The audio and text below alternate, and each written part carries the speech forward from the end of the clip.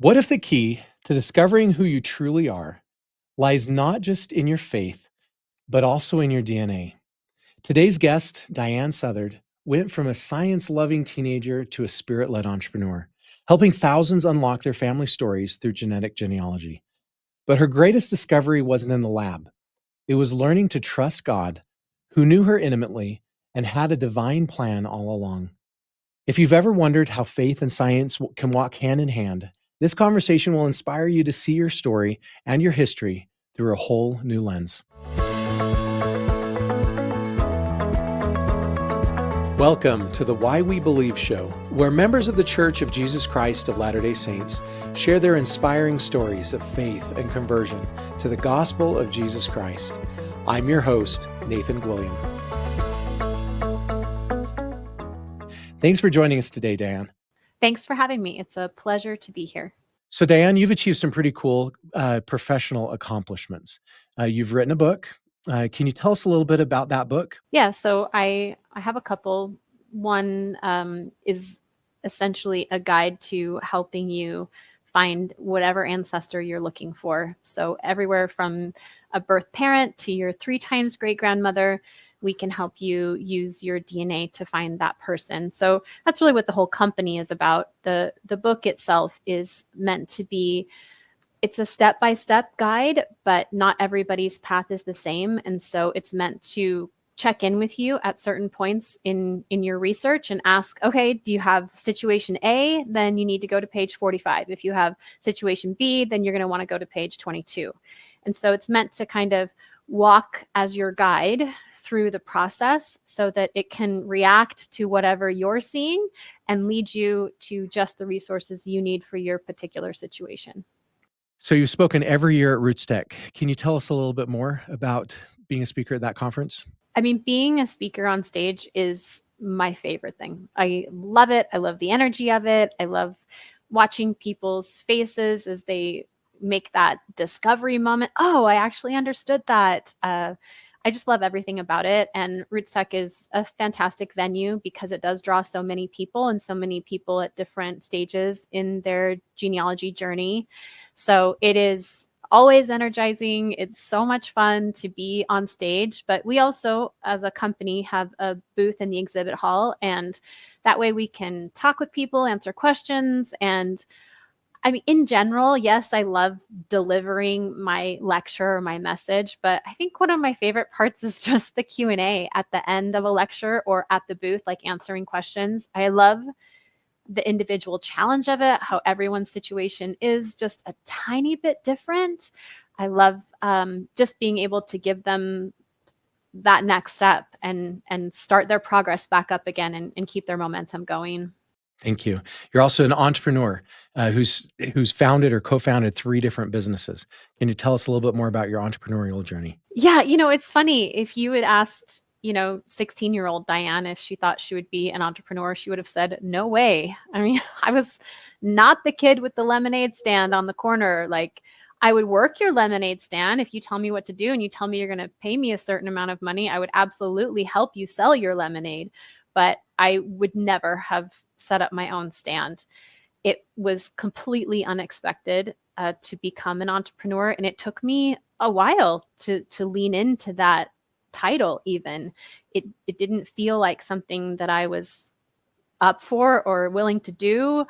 I'd never taken a business class. I did all science in college.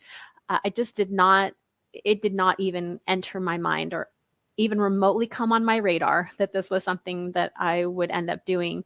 And as the Lord does, he just kind of leads you along step by step and a little bit at a time, only as much as you can handle. I mean, he didn't like come right out and tell me, I need you to start this business and do this. And no, he knew that I would totally not go for that.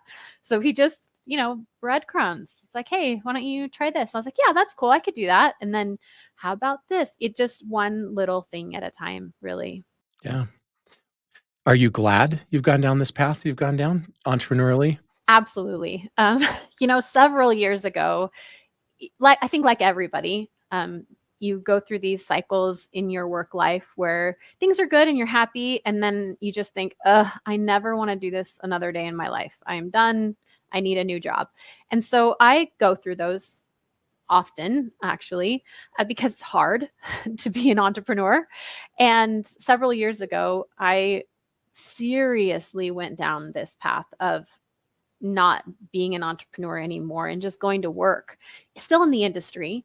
And I was even at the point where I was interviewing with one of our major DNA testing companies, and they had a fantastic role for me, and I could really see myself leaning into it. And it was getting exciting. And also it felt, a little like freedom, because I would then drop all the stress of like running a business. It's very hard. And I was getting kind of excited about just a monthly paycheck and things like that. But as I went further down the road and it became more of a reality, I started to feel not great about it anymore. And I started to see all the freedoms that being an entrepreneur has given me. And I started recognizing that I would probably be very unhappy in a quote real job now, because I'm really used to my freedom, my personal freedom to create my own schedule, to work my own hours, but also the creative freedom that I have to literally do whatever I want. And it's fun and exciting most of the time to think of a way to do something better, or to think of a technique that I could teach people. And I have this wonderful platform and I can just go and do it. And I can not have to ask anybody, or not have to get clearance, or not have to do it their way. And it's actually pretty fantastic. So after that, kind of where I feel like I had an actual choice, it wasn't just kind of being led along and okay, I ended up in this life, but it was this actual moment of decision where I said, do I want this entrepreneur life, or do I want this corporate life? And it was a very clear decision, and it was actually relatively easy for me to make it once that came around. Once you clearly understood what the decision was, it was much easier to make the decision. Wow, that's very profound. That fits with our faith and a lot of the faith decisions, right? If until Joseph Smith actually knew to ask or thought to ask which church is true, he could never make that decision and get that answer that he needed. Yeah, good questions are the key to deep faith, I think. And I often say this in faith, but in other areas as well. If I could only think of better questions, I would have so many more answers. Yeah, and as you were describing the reasons why you chose to stay with entrepreneurship, um, it seems like those are a lot of the reasons that we chose to come to Earth, and we chose God's plan. We wanted that freedom. We wanted the ability to live the life that we chose, and it seems like a lot of that's what led you to choose the life path that you have here. Yeah, definitely. I have a business coach, and he's often talking about, different reasons that we as entrepreneurs go into business. And two of the big ones are freedom, just personal time freedom, but also money. And I can see over the last, 15 years of my own journey, how initially I I really kind of turned up the volume on my entrepreneurship because I needed to make money. So we were living in South Florida, and my husband had a fantastic job, and I was feeling like it was time to go, time to leave South Florida. My parents were getting older, and my dad was sick, and there was a time when he was in the hospital, like suddenly, and I was panicked because it takes so long to fly from South Florida to Western Washington, and I was worried I wasn't going to get there in time. And it was a real moment of, I am too far away from the people that I love. And my kids are growing up, like they couldn't even remember half of their aunts and uncles' names because we just didn't see them. And so I was feeling this anxiety to like be closer, to move back west. But my husband had this great job, and how could we leave this job? And so really what made me decide that I was going to be an entrepreneur, I was going to make this work, was that financial need. And my husband and I talked about it, and we decided that if I could replace his income, then he would quit his job and we would just move. And then he would find a job whenever he could. And so that became my goal, to replace his income. And in the the wonderful, beautiful way that Heavenly Father does, He did. He prospered my business. He prospered us far beyond what I ever imagined. And I did get to the point where I could replace my husband's income.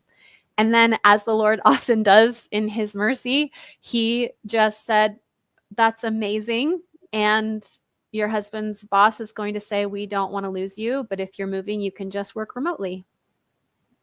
And so then we were able to move west, and my husband didn't have to give up his job. And I had already grown my business to a place that was really comfortable. So, Diane, are there any other experiences with your entrepreneurial journey you'd like to share that helped strengthen your faith in Jesus Christ? There are so many, but I think I'll tell one that started the whole journey essentially. So, I'd always been interested in science. And when I got to BYU, I followed the advice of my high school English teacher, who told all of us graduating seniors that as soon as we got to college, we should find a professor who's researching something we were interested in and get involved. And so I was interested in science and ended up working for Dr. Scott Woodward, who was working on a project to connect the DNA of some ancient Egyptian mummies who were in a very specific burial site outside of Cairo, to connect them to each other, to figure out what were the relationships of these individuals who had all been buried together. And so through that project, Dr. Woodward had been talking about the need for us to have some kind of database, because while we might be able to connect these individuals to each other, figure out their relationships, we still wouldn't know who they were. This cemetery was not near any town. They literally didn't know who these people were, where they came from. And so Dr. Woodward was talking about this really big idea that we would create a global database that had both DNA and genealogy. And this is in 1999, and a brand new idea.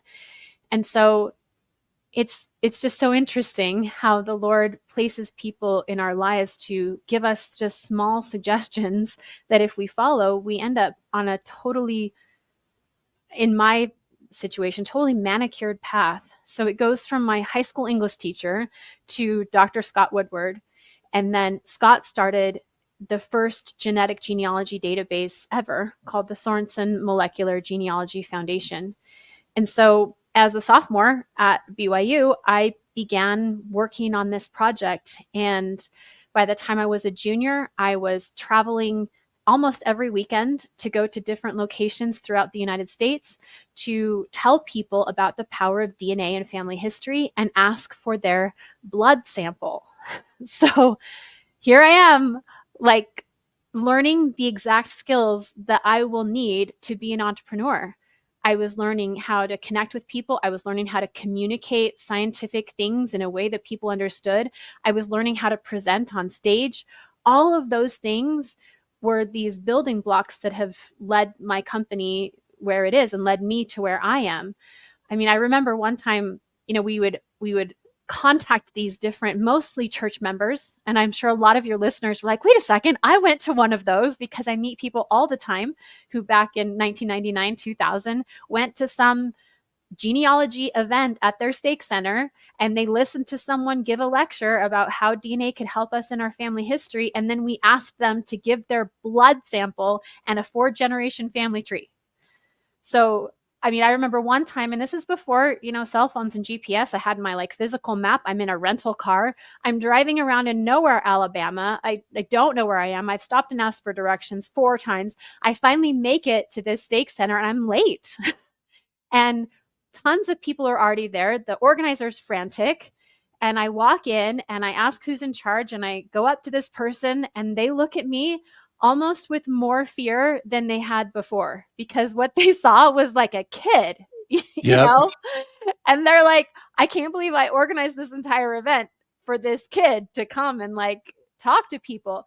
But afterwards, they were so in awe and so appreciative, and it was fabulous. And so I had lots of these experiences that built my confidence and helped me understand what my gifts are. My gift is to communicate difficult subjects in a way that people understand. My gift is to motivate people to do things that are hard or that might be different or scary, or to help them feel like, yeah, they're capable of doing things that they didn't think they were capable of doing. So many people have a block about science and they're like, nope, can't do it.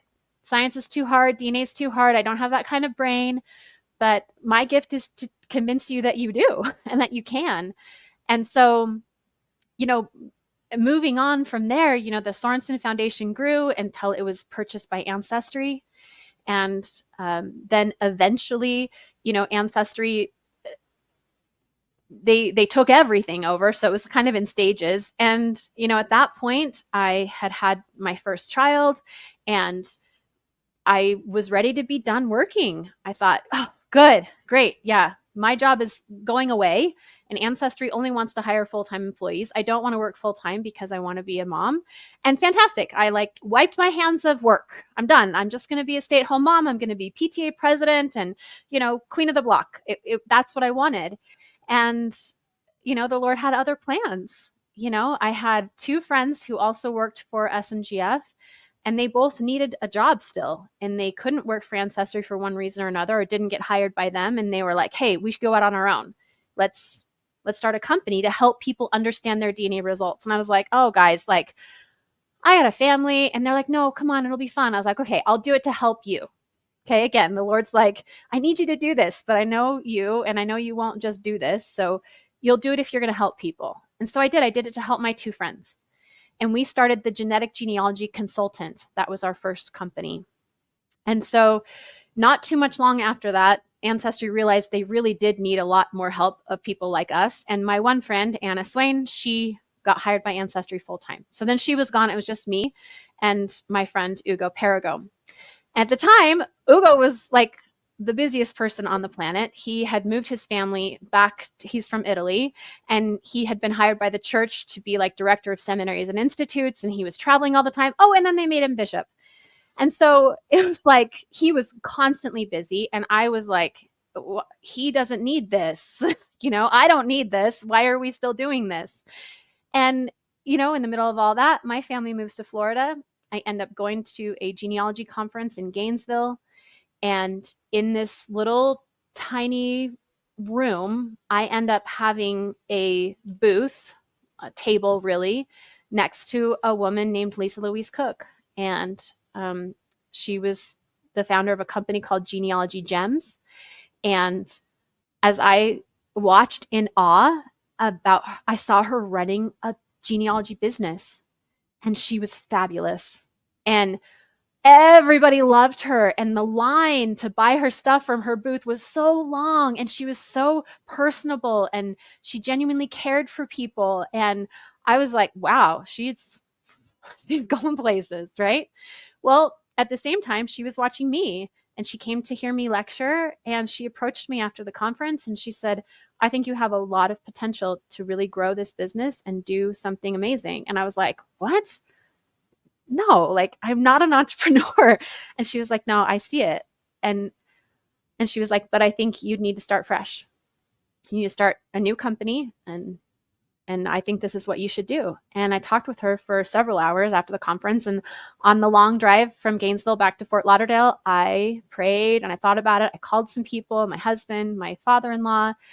And the more I talked about it with people, the more excited I got. It's like, wow, if I had someone to help me, to show me what to do, maybe I could do this. And so that's when Your DNA Guide was born, so 11 years ago. And it really took that friend, that faith that she had in me, that vision that she had for me that I didn't see myself, and her encouragement and help, and I started. I love it. Thank you for sharing. You've talked about how God's played a role in your entrepreneurial journey. Let's talk very specifically about this DNA part. Sometimes people get into science and they lose their faith. Sometimes people get into science like Einstein and it increases their faith. How has DNA and this specific niche of science in your career impacted your faith in Jesus Christ? I think mostly it's because I see it playing such a powerful role in the mission of the church.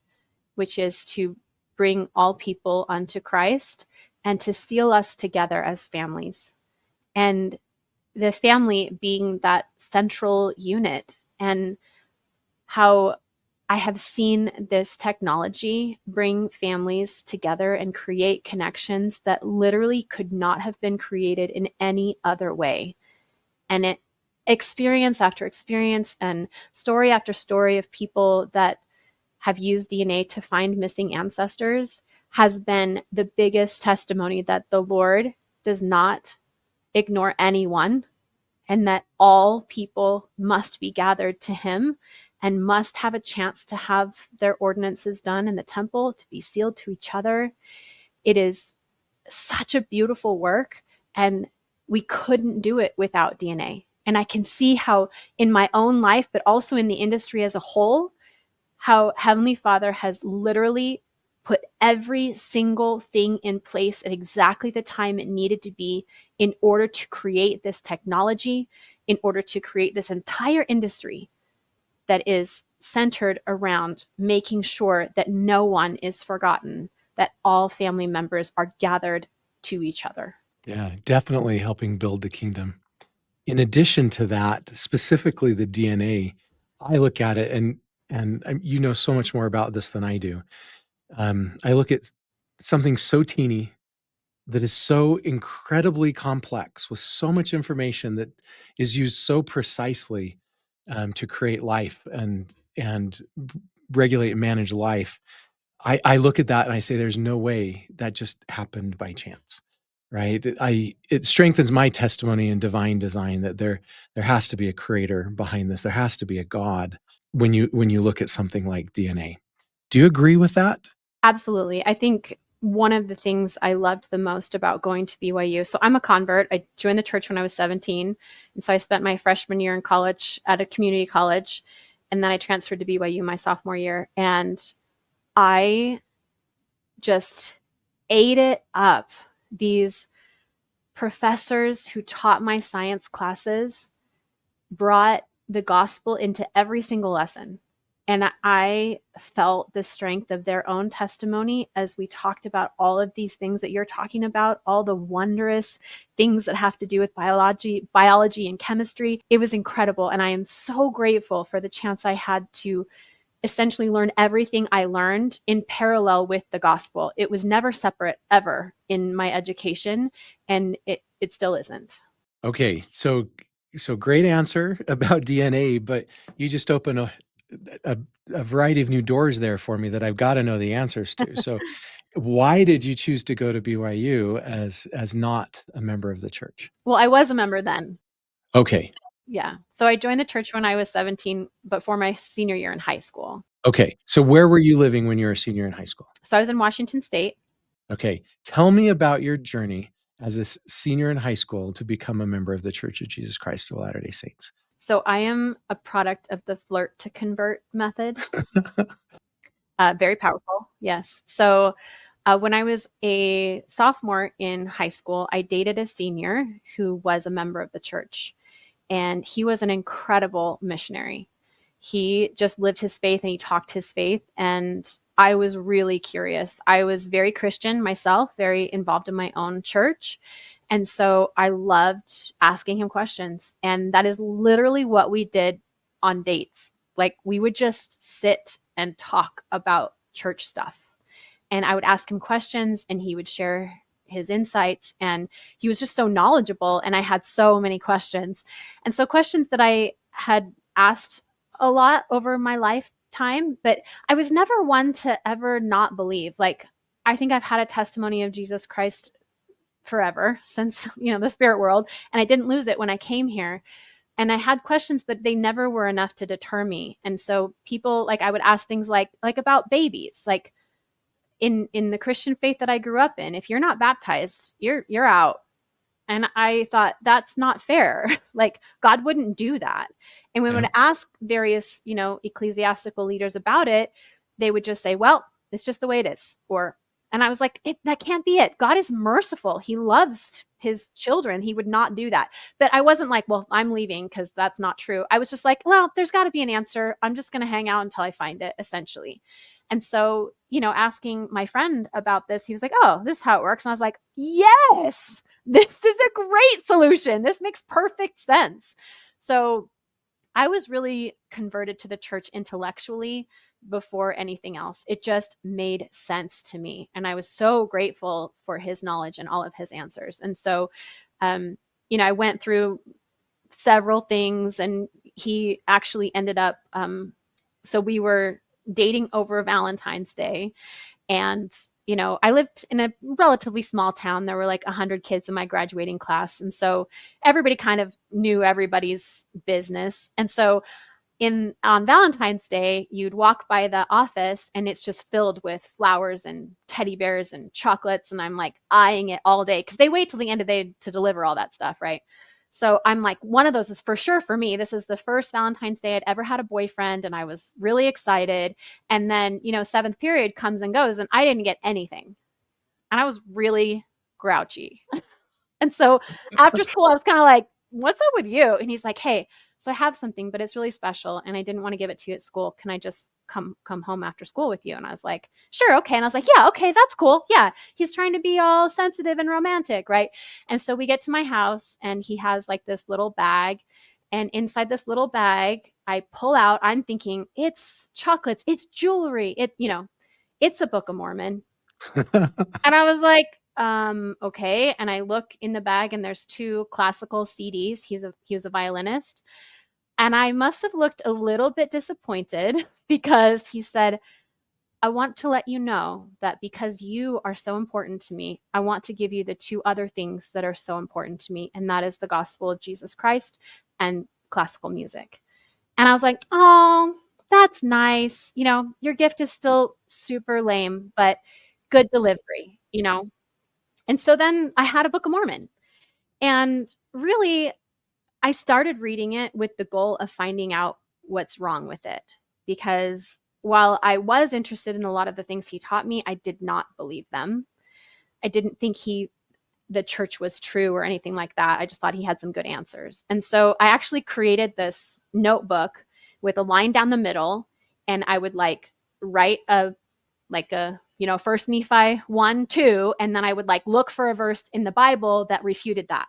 And so literally the right column was empty because I could never find anything that was directly refuting what I read in the Book of Mormon. So I ended up just putting it down okay, well, I can't find anything that's wrong with it, so I'm not going to bother with it, essentially. So, fast forward, and he graduates from high school, and literally the day after, his mom puts him on a plane and sends him to Louisiana to live with his sister. To get him away from you? Yes. Or Yes. She was afraid that I would keep him home off his mission. And so it was funny because we were both like, of course you're going to serve a mission. Of course you're going to do that, And so we just said goodbye and broke up. It was no big deal, yes, we were sad, but this was his path and his plan, So he goes and spends the summer with his sister. And then he came back, and he went through the temple, and he came over to my house after he went through the temple. And he was just like, that was a really beautiful, amazing experience. And he said, I'm leaving on my mission. I wonder if I could leave you with a blessing. And I was like, I don't really know what that is, but sure. And so there at my house, he, put his hands on my head and gave me a blessing. And as soon as he started praying, I felt like it was like molten lava or honey or something, just like this thick feeling of being covered as he prayed over me, that I would find my path. And I don't even remember what he said. I just remember it felt so good. And then he left. He went on his mission. And, he wrote me letters, and we wrote back and forth. And did you think you'd marry him at that point? Yeah, for sure. And, eventually I came to the point where I wanted to know. And I'd begun to read the Book of Mormon again, but this time with real intent. And so I just did what Joseph Smith did, and I went out in my backyard, and I knelt down, and I prayed, and I asked if this was the right thing to do. And I received the undeniable answer that it was. And so I decided I was going to join the church, but I didn't really know what to do. By this time, it's the summer before my senior year in high school, and I was out on my front porch, which I hardly ever was. We didn't live in a neighborhood. It was more rural, and we did have neighbors, but It's not like there was no sidewalks or anything. And I look out across the street and there's the elders across the street from my house, Wow. like visiting with my neighbor. I have no idea why. And I said, great. So I walked over and I said, hi, I'd like to be baptized. You can imagine as a missionary, they're like, oh, yeah, sure, great. And back in those days, you had to have taken all of the discussions within a certain amount of time before your baptism. And I had taken the discussions before, but I needed to retake them. And so we made a plan that I would come to church that Sunday, and then we would start the discussions the next week. And so I showed up in church, and I did know a couple people, but not really well. And so I was really looking for those missionaries. And when I spotted the missionaries, they weren't the same missionaries I had met the week before. They had actually whitewashed the area, and these were 2 new missionaries. And I was like, oh. So I just sat in the back, and I waited till after sacrament meeting was over. And then I went up to the missionaries and I introduced myself, and they introduced themselves. The first one, shook my hand. Hi, I'm Elder Blazard. And the second shook my hand and said, hi, I'm Elder Southard. And so they taught me the lessons. And then turns out Elder Southard was called to serve in Portugal. And he had just been visa waiting in Washington State. And about 2 weeks after I was baptized, he got his visa and he left and he served in Portugal. And you started writing him. And he wrote to me. He wrote me a Christmas card that year, and we wrote throughout the rest of his mission. And that's who you ended up marrying. Wow. And that's who I ended up marrying. Wow. What a path. Yeah. God has really directed you every step of the way. Every single thing. Yeah. Okay. So probably the first moment when you felt and when you knew was when your high school boyfriend gave you the blessing. That's when you felt it for sure. I think so. I think that's the first time that it wasn't just my mind that was engaged and interested in the gospel, but it was my spirit. And then the second time you knew was when you went and prayed and you asked the question and you received your answer. Yes. Can you share maybe another experience in your life when that testimony has been strengthened, when you've added to that and further known that this is true? There's so many. And I tell all the teenagers I teach this, that the best thing about getting older is that you can look back over your life and see all of the times the Lord has guided you, directed you, protected you. When you're 15, you just have so few experiences knowing that the Lord is watching over you. But by the time, you're an adult, you have so many. You can draw upon that body of knowledge, right? And it's almost like you get to a point where you're like, it would take more faith for me to disbelieve at this point than it would for me to keep believing, right? There's just been so many things that have added to that faith over the years. So many. Yeah, I love it. It's the best thing about getting older. So I think the easiest places to identify times when my testimony has been built have been times of change, because I feel like when those times come, the Lord is so present because we're seeking him so fully. For example, when it was time for us to leave Utah, so we got married in Utah, and then we raised our kids here. We lived here 10 years. And then my husband actually lost his job and ended up getting a job in Florida. And so we moved, and that whole process, we were really excited to go out to have an adventure. That wasn't really it. It was, and that's a beautiful place to go too. Yeah, right. It was the process of finding a house. We were so full of excitement, and we were just like, it doesn't even matter. We're just going to go and it's going to be great. And you look at the houses online and everything looks great. It's beautiful. It's paradise. It doesn't matter. And then we got out there on the ground, and it was hard because a lot of the houses that we felt were in our price range were in super sketchy places. And our realtor was like, I don't recommend having children here. And so I mean, that first day we were reeling, because he really reset our expectations about what it would cost us to live there. If we wanted to live in a safe neighborhood that had decent schools, it was going to cost us significantly more than we had planned. And that was really scary. And we're looking, we're careful people. We had savings. We had budget, but this was not part of it. And on top of that, not just mortgage, but everything was more expensive in South Florida than in Utah. I mean, milk was like twice as much. And we just started to, what did we do? Because purposefully, we sold our house in Utah, moved in with my parents in Washington State for the summer. And that way we had all this cash and we thought we were going to be the best buyer. But now we had literally nowhere to go back to. There was no place in Utah for us to live. We couldn't stay with my parents forever. And we, again, felt like we were stuck in this place that I'm sure the Lord was like, I'm going to do this because otherwise you'll back out. You'll back out of this thing you need to do if you have a place to go back to. And so that second day looking at houses, we only had 3 days out there. And that second day looking at houses, it started out hard. And our realtor convinced us to look at some places that I felt like were out of our price range. And then at the end of that day, we still hadn't really found anything good. And we go to bed that night just earnestly praying, what are we going to do? How are we going to make this work? And in the morning, our realtor called us and says, hey, this house that was under contract just fell through. Do you want to go look at it? And we said, yes, let's go look at it. And so we go look at this house. And it's beautiful. And it has a pool. And while my husband's talking to the realtor inside, I just went out and sat in this little bench they had by the pool. And it was just like all the feels. Heavenly Father was like, this is it. This is the place. This is where you're going to bring your family. And I'll help you pay for it. and he did, he really did. And that moment, I can still feel it sitting by the pool. I just felt he knows me, he loves me, and he's got this. I don't have to worry. He'll take care of my family. And he did. So Diane, in our pre-interview conversation, you told me that you had, through your genealogy DNA services, you had found your mother's birth family. And I told you how I'd worked with adoption.com and we kind of made that connection. So that's your birth grand family, your grandparents you were able to find. I would love to hear that story. Would you be willing to share that with us? Sure. I mean, it's my favorite. So I love sharing it.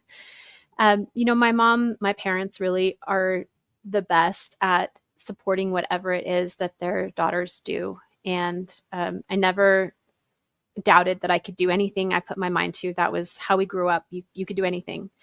And so when I ended up at BYU and ended up working in this lab and my parents would come and visit, my mom wanted to be all in. She wanted to know what we were doing. And so I brought her into the lab and I actually drew her blood. I'm not a phlebotomist, but she was like, well, this is how we do it. Go ahead. It can't be that hard. And we just did it together. I'd watched it done a million times. She was fine. So I drew her blood and then she helped me take it through the lab process to extract the DNA from her blood and to start running the tests that we were doing for the Sorensen Foundation. And so just through her support, she became part of this database. And, she always knew she was adopted. This wasn't ever a secret in her life. And she never had a desire to know her biological family. Her adopted parents were so amazing and they loved her so fully. She was their only child in the center of their lives. And I think she just never wanted her mother, who was still alive at that time, to feel like she wanted any other life. So she just was never interested in pursuing her biological family. But of course, through the testing, we found out things. And the first thing we found out was her mitochondrial DNA haplogroup. So your mitochondrial DNA traces only your direct maternal line. So all of us have exactly the same mitochondrial DNA as our mother and as her mother and as her mother on back. And so at that time, we were doing very minimal mitochondrial DNA testing. And we determined that my mom's group was called W. So every group has a letter. And that was really rare, actually, for the samples that we were working on. And this is really back before there was a lot of internet presence about things like this. And so I was looking in actual books. And it looked like people who were in this particular group had Polish origins. And so I mentioned this to my mom, and she said, oh, that's funny, because her dad always used to say that her biological mother was Polish. And I was like, really? I'd never heard that before. Like, did he meet her? And she said, no. But while they were doing the adoption papers, there was a woman kind of loitering around, and they assumed this was the birth mother. And my grandfather always said she looked Polish, whatever that means. And so this was the first time, I think, for both of us, me and my mom, that we really made this connection between genealogy and DNA. How this little tiny family story that my mom's biological mother was Polish, and then this little bit of DNA evidence that seemed to kind of confirm that. And I think for the first time, I thought, wow, that's actually really amazing that we could learn something about your biological family using DNA. So, fast forward all of these years, and I'm now, trying to run a company, and I need data so I can practice. And so my parents were totally willing to just take a DNA test wherever I asked them to take one. And so 23andMe was the first company to offer what we call an autosomal DNA test, which traces both sides of your family. This was the first of its kind. And so, of course, I asked my mom to test. And through that process, we learned about her origins, which is what she was really interested in. We learned about her health. 23andMe was doing health reports at that time, which was really interesting. What we didn't really anticipate was this list of DNA matches. And now, for the first time ever, we were looking at the actual names of biological family members. And it was fascinating. And we were like, wow, like, what do we even do with this? And my mom was, again, she wasn't wanting to pursue it. And so for a long time, we just let everything sit. And new matches would come in. We tested other places and all of that. But eventually, my professional curiosity probably got the better of me, and I decided we really needed to do something about it. And so through a series of events, we were able to determine a great grandparent couple for her, and that felt like a gift. This whole family of people had moved essentially together in a community-like setting from what they're called now are German-speaking Russians. So these were people of German origin who actually settled in the Ukraine by the Black Sea. And then because of persecution and being conscripted into the Russian army, they were like, yeah, no. And as a community, many of them just picked up and moved to North Dakota. And so we found out that that was her heritage. And we dove into those stories, and it was really exciting to think, man, we know something about our biological family. And then that was enough for a while to know this one great grandparent couple of my mom. But, as databases grow, matches got closer and closer, and we ended up connecting on Ancestry with a half brother. And again, through a series of not happenstance, but maybe you could call it happenstance, we end up finally connecting with him. And that family put together a family reunion. And we went and met over 30 of my mom's biological family members, including 3 half siblings, 2 brothers and a sister, and all of their children and cousins. And these families are huge, and there were so many people. And it was really amazing. And to see my mom in that setting with these people, she was lit up in a way I had never seen. And I think all of her years of her life, she had been happy, but she didn't know what it felt like to be with people who shared your biology. And it was really powerful. Yeah, she found her people. Yeah. I wonder if heaven will be kind of like that, right? We've lived this life and we've been happy, and we get up to heaven and we just didn't realize what it's like to be back with our heavenly parents and our heavenly family. That is a nice thought. Yeah. Thank you for sharing. In conclusion, why do you believe? I think it's what we were talking about before. It's the older I get and the more experiences I have, increasingly it's harder just not to believe. As I said, I think I have a natural gift of faith. I don't remember ever being without it. I've always known that Jesus is the Christ. And as I discovered the full gospel, I was amazed, and I just dove head first. I couldn't get enough of learning for my mind. But as I said, over time, those experiences were supplemented with the feelings of the Spirit and the quiet testimonies and the small things and the gifts over time that Heavenly Father has shown me that that have led to this really deep, abiding, I'm all in and always here. And even though I have questions, lots of questions still, actually, they aren't enough to deter me from this current path. And I'm just holding them. And I'm understanding that, like it says in the Book of Mormon, I don't know the meaning of all things, but I know that God loves his people. And specifically, I know he loves me. I love that. That's beautiful. Thank you so much for sharing.